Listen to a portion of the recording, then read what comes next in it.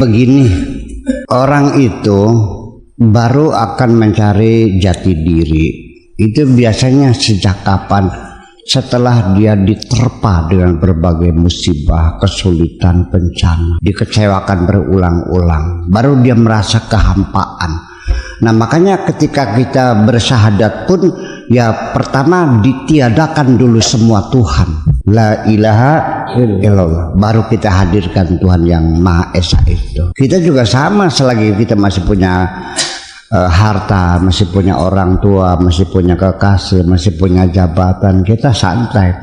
Begitu kita sudah dalam keadaan titik nadir, baru kita menjadi terperangah bahwa ini semuanya kehidupan palsu semuanya.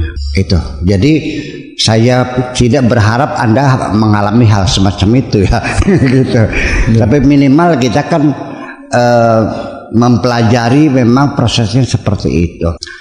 Nabi Muhammad sendiri juga mencari jati diri. Itu juga sama, lahir tidak melihat bapak, masih kecil di bawah orang. Bayangkan, bayi di bawah orang, ada apa sesungguhnya? Sampai 2 tahun loh. Itulah penderitaan Kanjeng Nabi sejak kecil, tidak ada yang mencintai. Ya, mungkin karena selama sejak kecil dia tidak pernah merasa ada yang mencintainya, dia baru merasakan cinta Allah itu. Ini persoalan, masalah besar dia hadapi. Bapak mati, ibu mati.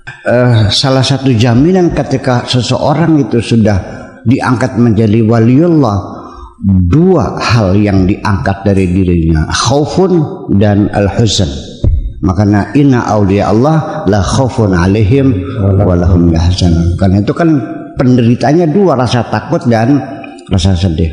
Kemudian, apakah itu melalui proses pendekatan literasi? Oh tidak, Nabi Muhammad itu belum ada tinta, belum ada pulpen, belum ada kertas, belum ada mesin tik. Apa literasinya? Semua yang sampai Nabi itu melalui jalur intuisi semuanya. Ya, seperti Siddhartha Gautama juga sama. Seperti Nabi Ibrahim juga sama. Kita jangan bayangkan seperti sekarang. Mana ada perpustakaan dulu, boro-boro. Tinta aja belum ada. Malah di Arab waktu Nabi masih hidup itu alat tulis nggak ada. Ada juga beberapa orang menulis. Dengan apa maksudnya? Dengan pahat sama kampak. Misalnya di mana? Di bebatuan, di pepohonan, di kayu dan sebagainya, di kulit. Intuisi seperti siapa? Jadi sekalipun di zaman modern ini juga intuisi masih ada bagi orang yang mau mendalaminya. Makanya saya setiap tahun rutin mengajak teman-teman ke hutan 40 hari. Itu dalam rangka, sebab masalahnya sekalipun itu tidak lewat literasi, intuisi itu sama hasilnya. Ya, karena semuanya min indillah wa 'allamnahu min ladunna ilma wa 'allamal insana ma lam ya'lam. Pada akhirnya Allah juga yang memberitahu kita, yang mengajar kita, baik melalui pendekatan literasi maupun pendekatan sifatnya intuitif. Itu semuanya sama. Bedanya orang belajar di sekolah dengan belajar dari kehidupan.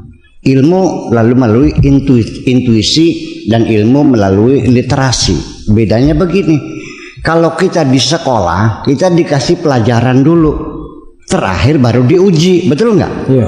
Tapi kalau intuisi kita dikasih cobaan dulu, diuji dulu, setelah itu kita baru dapat pelajaran.